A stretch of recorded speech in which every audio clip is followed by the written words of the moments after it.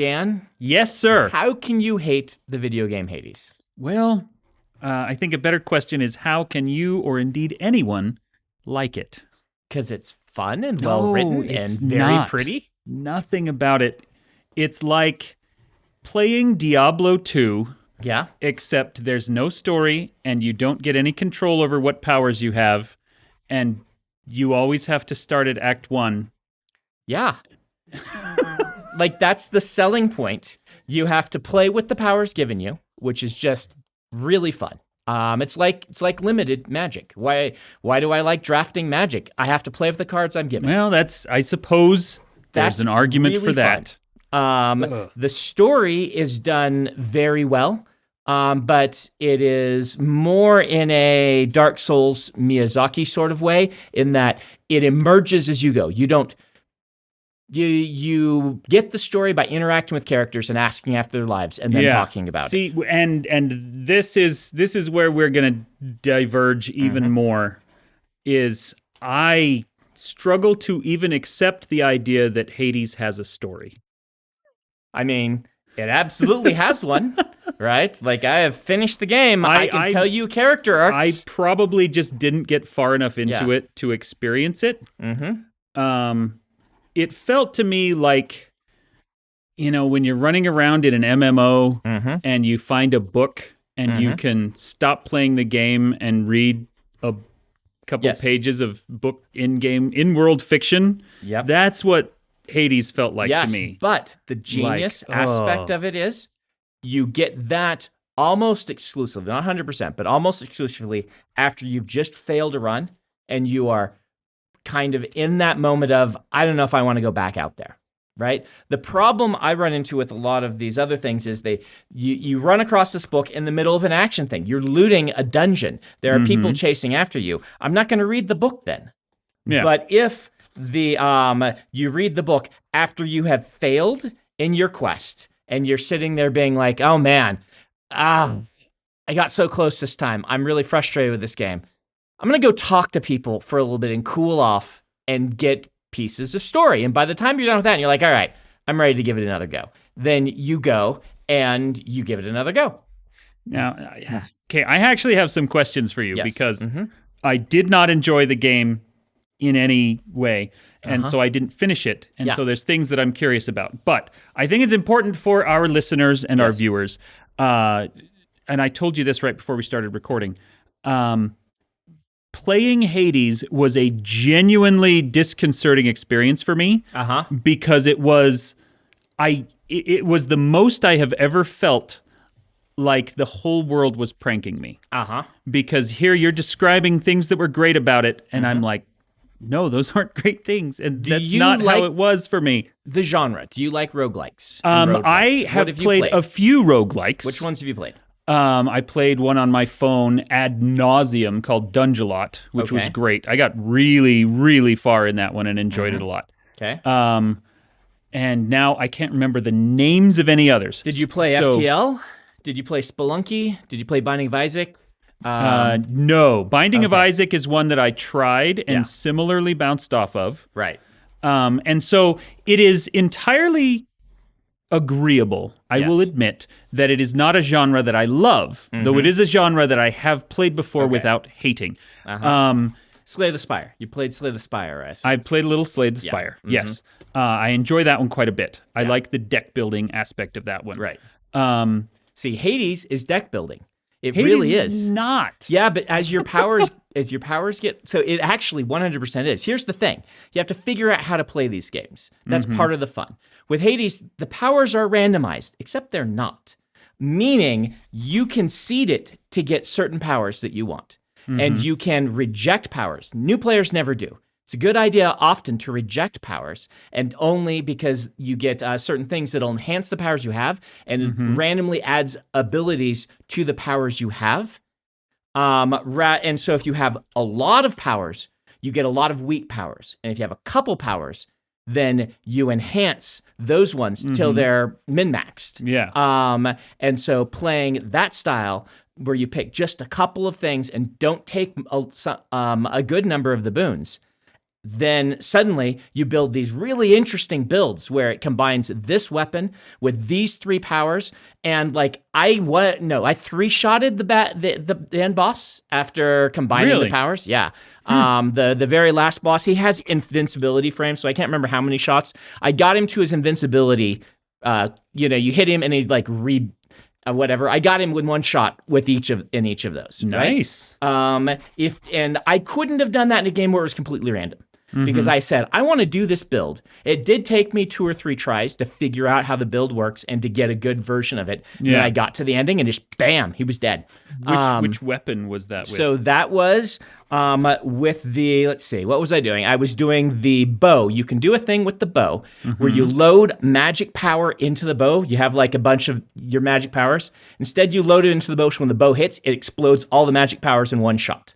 Oh, okay. And so I loaded the bow with a bunch of magic powers. I aimed, and I had enhanced those powers through the roof. I only had like 3 powers. It was really just the bow's critical strike, or the critical strike on the bow, and the magic thing, and a couple of those things. And it's just like release, bam, half his health is gone. He's to his invincibility moment, and then he comes back up, and before he's done talking, you shoot him again, and he's down, doing that again. And that is really fun to me. A game that lets you do that lets you say, what if I combine these 2 things? What if I combine this power and this power? And that sometimes doesn't let you do it, where you're like, well, I only have these 3 or 4 powers.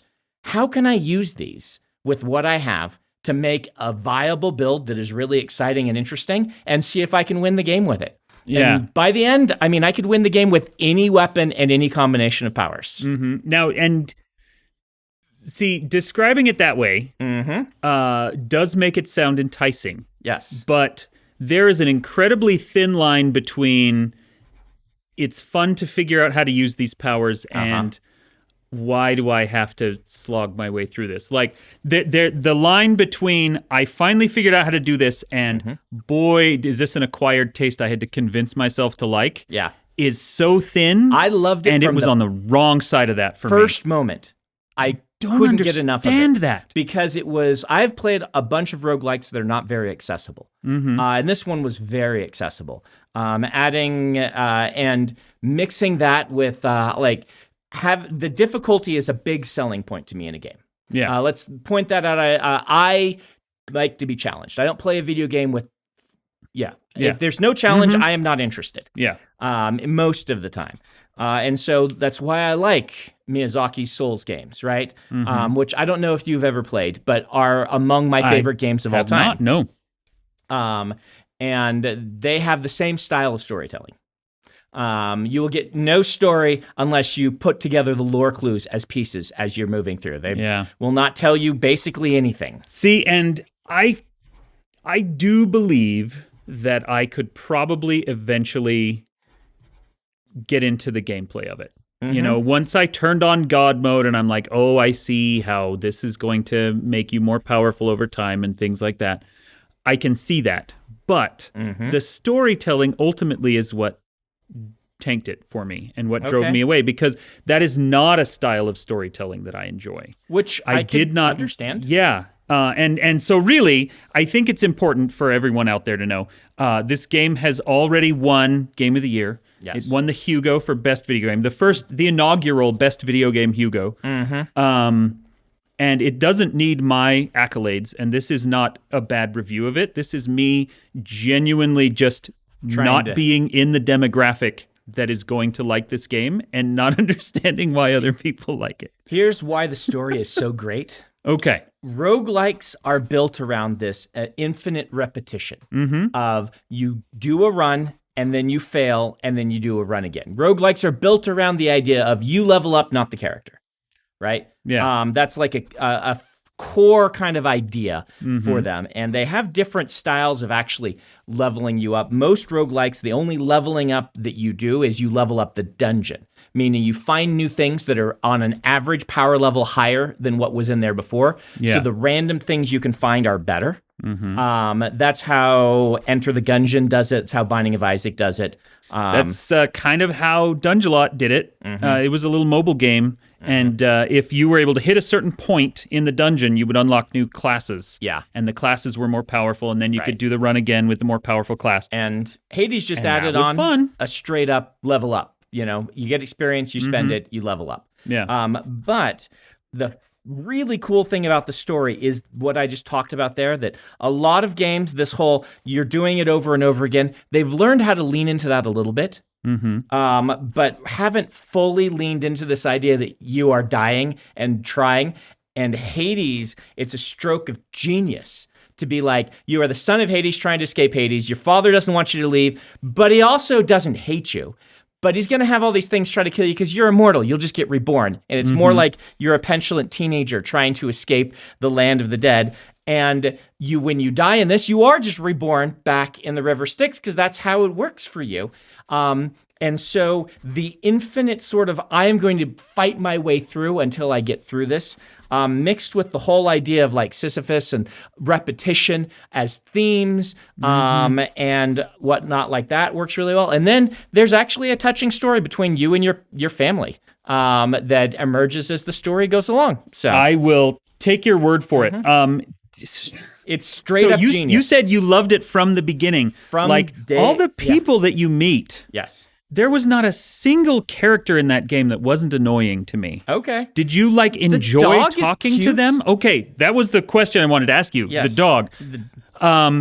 As soon as I realized, there's a mechanic where every time I die, I get to pet the dog and tell him how much I love him. 100% guaranteed. Eventually, you have to kill the dog, right? Nope. No? No, he's your dog. You actually, it's great. This is spoilers. Okay. He's at the exit, and you're like, they build it up. You're going to have to fight the dog, and he's like, all right.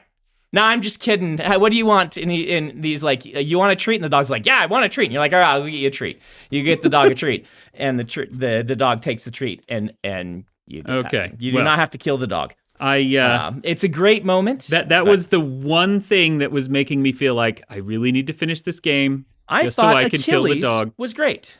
Achilles is a very, totally not annoying in the least. He was the least annoying.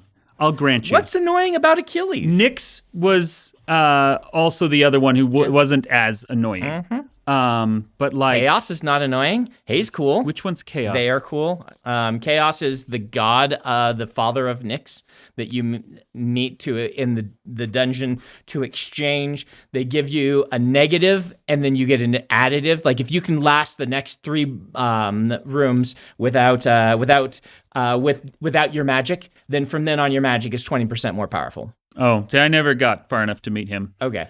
There's the guy. It's like. Who's the guy right inside when you crawl out of the blood? Oh, and Hypnos. Hypnos. He was obnoxious. He's intentionally obnoxious. And then obnoxious. you meet Medusa's floating head. She was obnoxious. She is not obnoxious.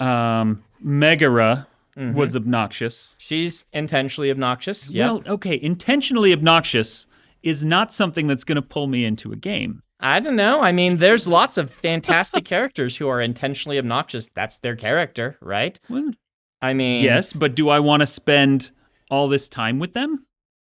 Like all this time being 30 seconds between runs where you ask them one question and they answer? It started to feel like a chore. Like, can I just go through this game without having to talk to any of these people?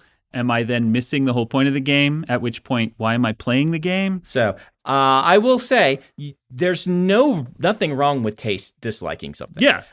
I am exaggerating my flabbergastedness because, I don't like stealth games. I've never really liked stealth games. And so that cuts me out of enjoying what some people's favorite games of all time are, such as the Metal Gear series. Doesn't work for me. Yeah. The Deus Ex series, though I finished one of them and I thought this is really well made, I just don't like this style of game. The Batman Arkham games, I played through one, thought it was really great on a conceptual level, but I don't like this style of gameplay. And if you don't like this style of gameplay, you just don't like it. I don't. And for example, I would not recommend Binding of Isaac, though it has a twisted sense of humor. No, like I said, I tried Binding of Isaac, and I thought everyone who recommended it was dumb.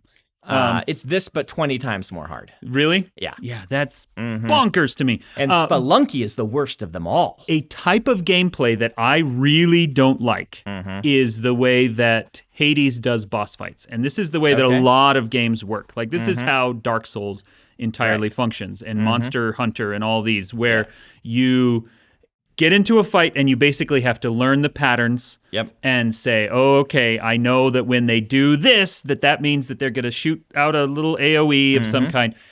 No interest in that whatsoever. So you don't like Zelda? You don't like Metroid? I've actually never played a Zelda game. Okay.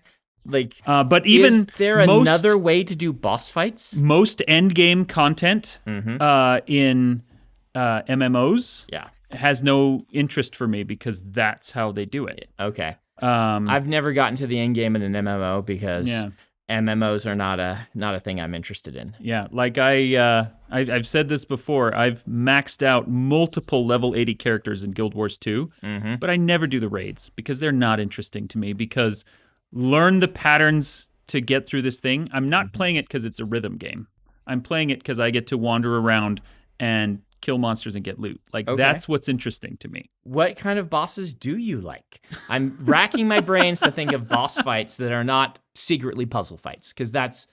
They all are. They all are. Boss fights are not as fun to me as just killing mobs. That's what I'm into. But, like, killing mobs, you don't have to learn their patterns and things. So it's just like, I'm trying to figure out, even in Dark Souls, the lowest level character, you need to know their patterns.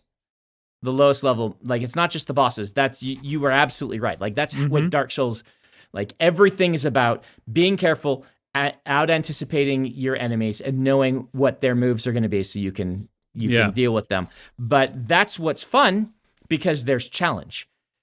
Is there challenge in killing mobs and getting loot? Well, I mean, and this is where we come back to me not playing games for challenge. Yeah. Right? I play games for different reasons, for experience.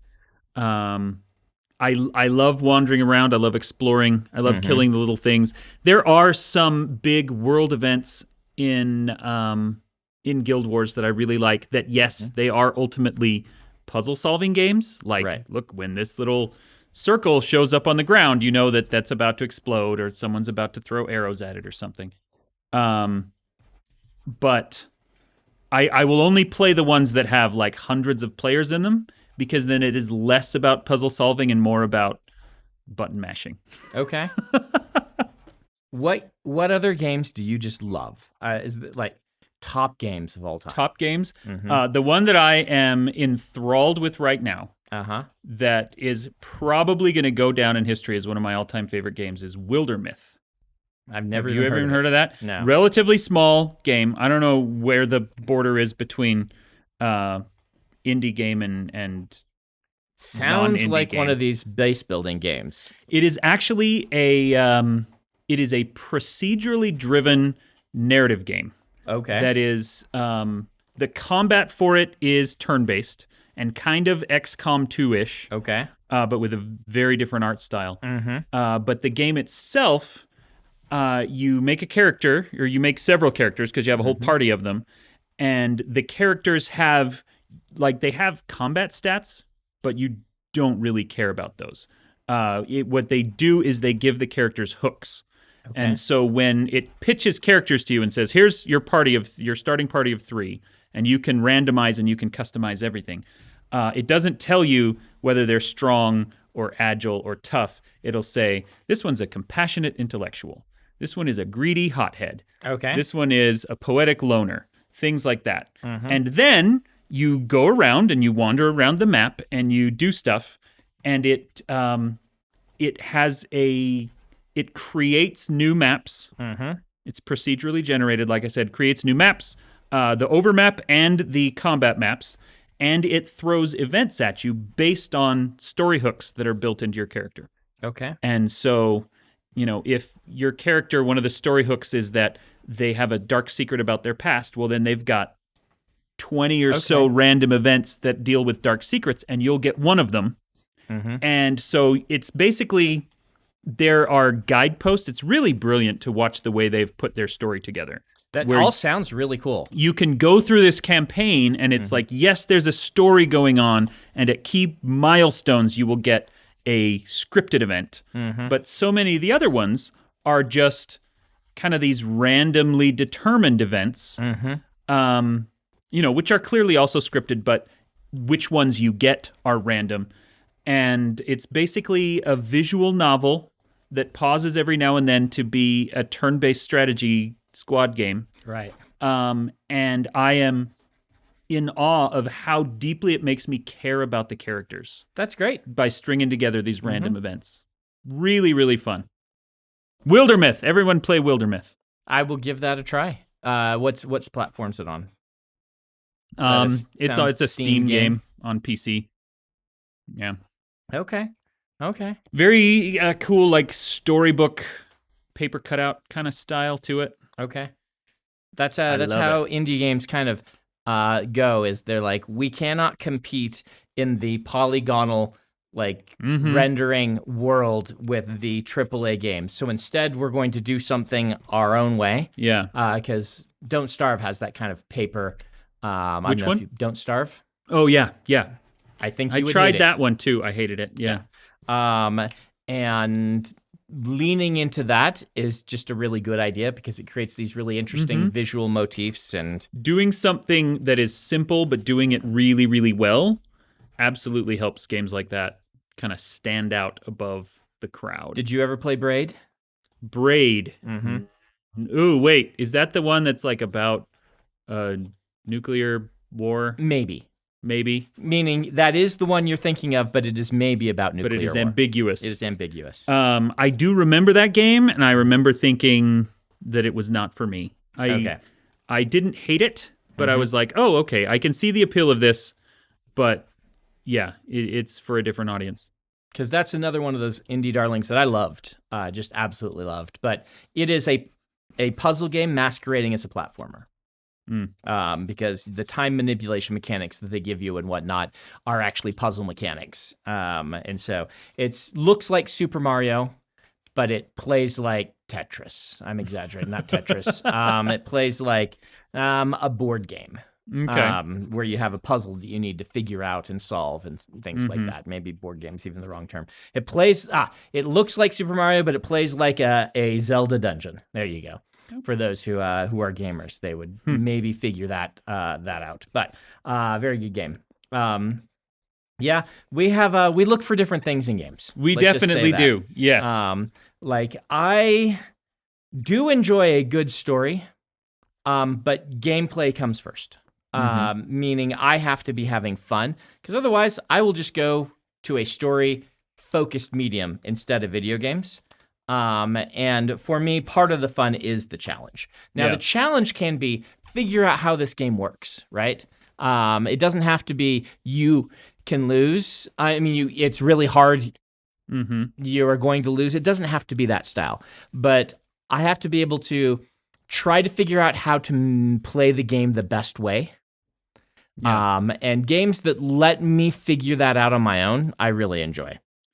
See, and I actually do enjoy the experience of watching other people go through that. Yeah. Like Dongwon Song, who's a fantastic agent, mutual friend of ours, they, on Twitter, record their process of going through Dark Souls. And I have no interest in ever playing that game, but I love watching them describe the process of playing that game. It's very entertaining to kind of watch somebody go through that and jump through all the hoops and figure out the puzzle. It really is a shame, because Bloodborne, ambiance style is so Dan. That is the Dark Souls creators' gothic horror. Wait, Dark Souls is not gothic horror? No, Dark Souls is medieval dark fantasy. Okay. It's dark fantasy. Yeah. So gothic horror meaning werewolves, buttresses, it's nighttime, things want to eat you, sort of thing. That sounds awesome. And the genius of it, I'm going to give you guys a spoiler. If you don't want spoilers for Bloodborne, then turn this off because I know Dan's not going to play it. Yeah, but so you can spoil it for me. If I haven't told you this before, the genius of Bloodborne is that halfway through you realize it's a Cthulhu horror. It's an Eldritch horror. Oh, really? That all of the monsters have been created by things that have been out all around you. But one of the themes of the story is that there's these people who are like, you need eyes. You must have eyes. The old blood calls to those who have the eyes and things like that. And what they mean is the more mad you go, the more visible the monsters become that are pulling the strings, causing all of this. That's cool. So at what point you were in a park and one werewolf thing you were fighting just got grabbed, pulled up in the air and ripped apart. And you're like, someone cast a spell because there's wizards and things in this. Later on, you go back there and there's like a Shoggoth up there with like 1,000 tentacles reaching down, grabbing things that come into it. And it's always been there. You just weren't crazy enough to see it yet. That's fantastic. And it plays out where the environment is changing around you because of that. To see this, and you go into more and more eldritch fueled craziness. Maybe shouldn't use that word, right? But you know what I mean. Like and you find out that all of this happened because people basically delved too deep and they started injecting themselves with the blood of these ancient things that came from the stars, and that gave them ability to see and powers, but it also created all of this, and it's just real cool. But you know, the story, you have to put that all together yourself, or watch lore videos. Doesn't tell you. I wish. I mean, clearly. Yes. There's an audience for that kind of storytelling, right? Yep. But when I sit down to play a game, I just want Deckard Cain to tell me, okay, here's the thing that is happening. You need to figure out why it's happening by killing this monster. And then I go and kill the monster and I find out why it's happening. I don't want the story to just emerge because I've engaged with the world. I don't want to have to engage with the world. If the world is interesting in and of itself, I will engage with it. Don't hide the story behind your world building in a way that forces me to engage against my will. There's a creepy doll. The only way you level up is you go into your own dream palace that has been given to you by the previous hunter that whose place you took as you try to protect the city from the monsters. And the creepy doll has to you have to level up by talking to the creepy doll, and she tells you creepy things. And that's your level up mechanic is I got to go visit the creepy doll now. Yeah. That's wonderful. See, that game sounds awesome. Yeah. And it sounds like I want to play it. And then I know that I wouldn't enjoy it. If you, there are NPCs that you can bring to kind of your safe base by saying, go there, it's safe. But if you get the wrong ones, they will, one is a murderer and there's clues and context. But if you invite them and you haven't figured it out, they will just kill the other people. And your NPCs are gone, your vendors. Because you invited the murderer into your home and they will kill your people like one at a time while you're gone. And you'll come back and they'll be like, oh, don't know what happened. Then, that sounds so annoying. Yeah, it is really annoying. That one actually didn't happen to me. I did something on accident that stopped it from happening or something like that. There's ways to do it, but just a really cool game that you will never play, and it's not for you. Okay, so we are now done with spoilers for Bloodborne. Okay. Because I know in the YouTube comments they're going to ask, how long do the spoilers last? Yeah. We're done talking about Bloodborne. Done talking about Bloodborne. So what I want to go into now, in context of this discussion, and especially about puzzle solving, is the thing that happens in video games that I refer to as that one weird level. Okay. Where you play the game and like the whole game is a shoot 'em game. Right. But then there's one level that's a stealth. Right. Or you play the whole thing and it's all puzzle. But then there's one thing that is a shoot 'em. Did you ever play Battletoads? Yes, I did play Battletoads. Whole game's a beat 'em up, and then there's a racing level. Yeah. That is infamously hard and really stupid. And this is back in the days of the regular Nintendo where you don't have continues. You don't have save points or checkpoints. And so you get to this one level you're not prepared for in any way. It takes all your levels and all your lives away, because it's really hard and it's not the gameplay. And then you're left with like 1 life if you're lucky, and then you just die on the next level. See, and sometimes that kind of stuff is used with purpose. Yes. With Battletoads, I always got the sense that it was just the developers got bored. Yep. And they came up with a new thing to amuse themselves. Not because they, for storytelling purposes, wanted to thin out your lives or your resources. Right. They just thought it would be cool to throw a racing level in. Yep. So what are your thoughts on that one weird level in general? I usually dislike them.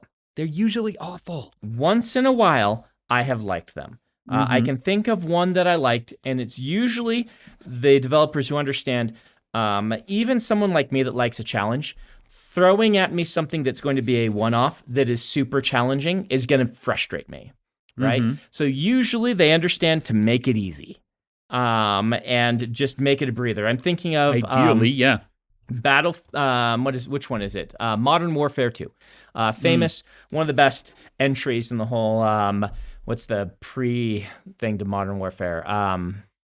Call of Duty? Call of Duty, yeah. Call of Duty Modern Warfare 2, which is now an old classic, very venerable. There is a thing in that one, it's mostly an FPS, right? With occasional stealth elements, and they play up the stealth, so it's not like one stealth level. And I'm okay with that. One time that I like doing some stealth is when I get to be the sniper. And this is, when you get to be a sniper. Yeah. Plus, they end that level of sniping with a really great action sequence where it's like, all right, you just got to hold the ground here with some machine guns because waves of bad guys are coming, but a helicopter will rescue. Yeah. They were really good.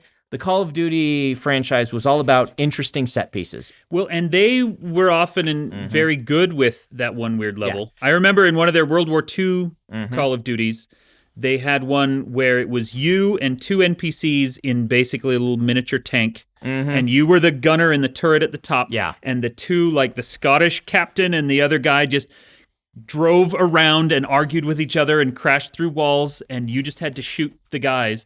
That one was a delight. And Modern Warfare 2 has one of those where you're up in a big plane with a very, very large caliber explosive weapon.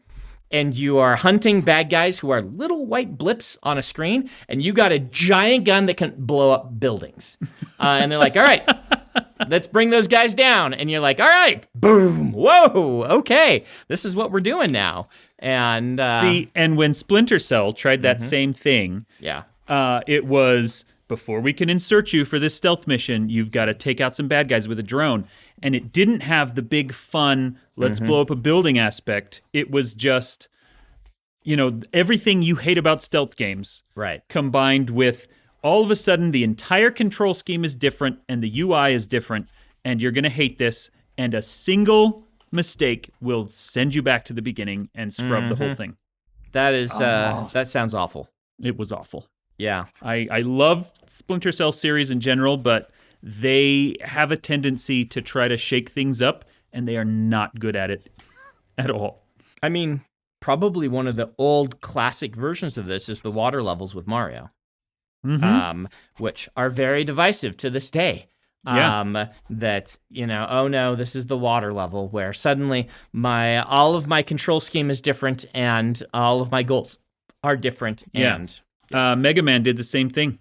You get to Mine Man or whatever his name was, and your controls were different, and the walls would kill you, and everything was harder. Yep. I mean, in Mega Man, kind of that's what they did anyway, because you go to that robot's land, and their rules are different than every other robot's land. But the water one was the worst one. See, this is the genius of Dark Souls. Dark Souls is one of those games that understands how to slowly escalate you. I would say probably a lot of games are going to do this, but the idea that they add new elements slowly, so by the end you're juggling them all, and it's really exciting and interesting that you're juggling all of these new elements, rather than one big shift and then back to what you were doing before. The original Devil May Cry did a really good job with that, adding new powers and new types of enemies very slowly. I've never found another of the Devil May Cries hit that balance right. I don't know if you know what kind of game Devil May Cry is. It's some kind of shooter game. It's a stylish beat 'em up. Yeah, that's what I was thinking. Very stylish beat 'em up where you are like a guy. Bayonetta. Bayonetta is by the same person. Okay. Yep. It's very and that balance is really hard to get, because another thing that is tricky. Here's what when that style of game's going wrong really bugs me. This is Brandon and Dan gripe about video games, the podcast. Welcome to our those who can't do teach. Yeah. So in Devil May Cry, they do collectibles, right? And if you search a level, like you go into a hallway or something, you fight through the monsters there, and then you're supposed to kind of search it for collectibles, for bonus things, and you do this until you get to a boss. And sometimes you can backtrack a little bit, but then the boss is kind of the end of that section. You're not going to backtrack after that. And then you beat the boss, and you go to another group. So maybe you're in this house, and you're fighting your way through this house and going through these rooms, finding all this stuff, and then you find the boss and you fight the boss. Everything's beat 'em up style. But the bosses are the bosses that you don't like, meaning the bosses that are in almost all video games, where it's like, you're going to have to take a number of tries to figure out how to face this boss, because there's, super powerful moves that you need to know how to dodge and things like that. And Devil May Cry is all about being stylish, so you got to dodge them in a stylish way.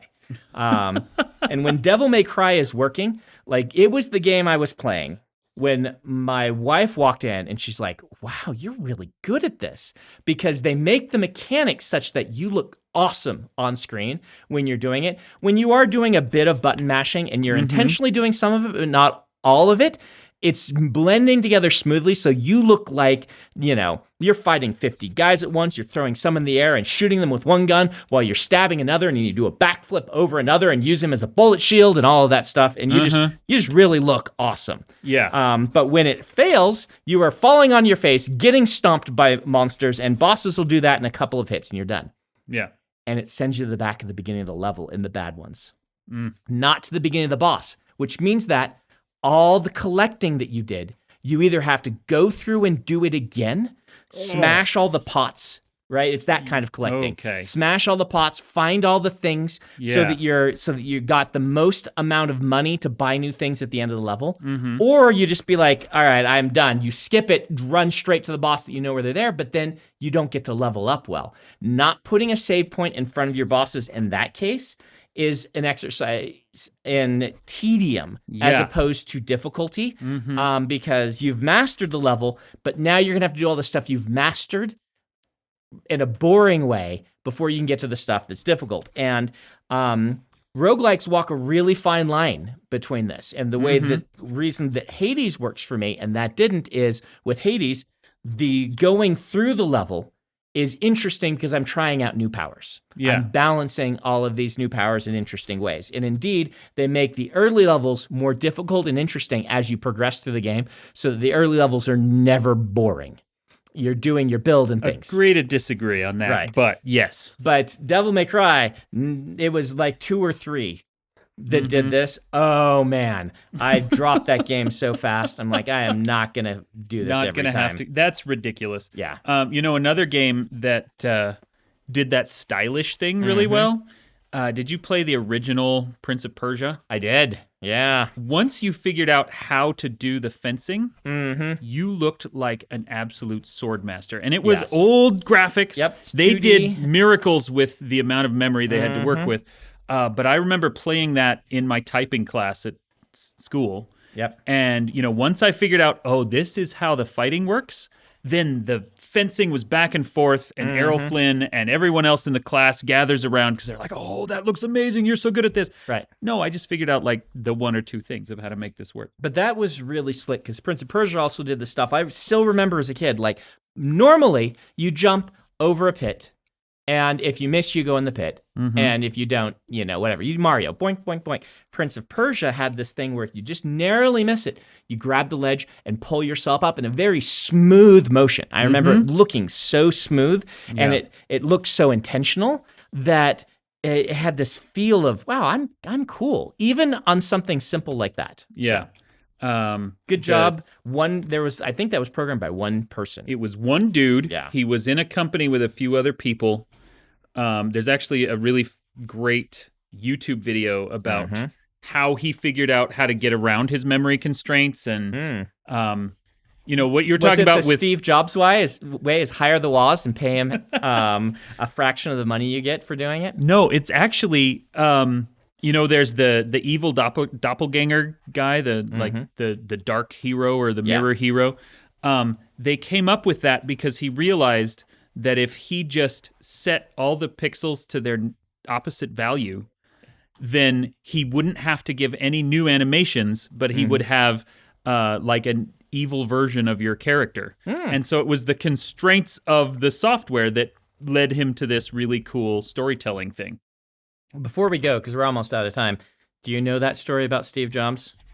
No, I don't. Steve Jobs, a divisive person, shall we say. Yes. I will not pretend to know all the nuance of Steve Jobs, but there's a story, and I could be repeating it incorrectly, so I recommend people go to primary sources to find this. But definitely. My memory of this story is they were making video games for arcades, and Steve Jobs found out, or they offered Steve Jobs, they said, if you can get it under this size, then the number of chips we have to buy is halved, right? Because if it goes over this, we have to buy a second chip. So we will pay you X amount of money if you can figure out how to program games that they're small enough to fit on one chip. And, some fairly large sum of money. And so what does he do? Goes to Steve Wozniak, his genius friend, and says, hey, I'll give you $50 if you can figure out how to do this. And Woz is like, oh, what a cool little memory exercise, or, thought exercise. Yeah. And the Woz spends a few weeks being a genius and comes back and says, hey, I fixed it. Here's your thing. And he's like, here's your $50. And then he goes back to the people and they pay him a large sum of money. Yeah. I'm exaggerating on the $50, but not by much. I have actually met Steve Wozniak, and I 100% believe that he is the kind of person who would just dive into a problem because it is fun to solve problems. Yep. And the Woz doesn't look poorly, at least in public, upon that exchange. But that's your capitalism lesson right there for the evening, I suppose. But yes, have smart friends and abuse their friendship for labor. How's that been?